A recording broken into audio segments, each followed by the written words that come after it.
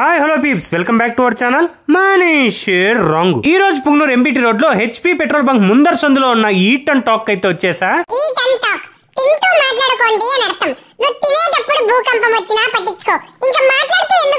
అందుకే తినడానికే వచ్చా. ఫ్రెంచ్ ఫ్రైస్ చూసాం గానీ ఎక్కడైనా చికెన్ ఫ్రెంచ్ ఫ్రైస్ చూసావరా?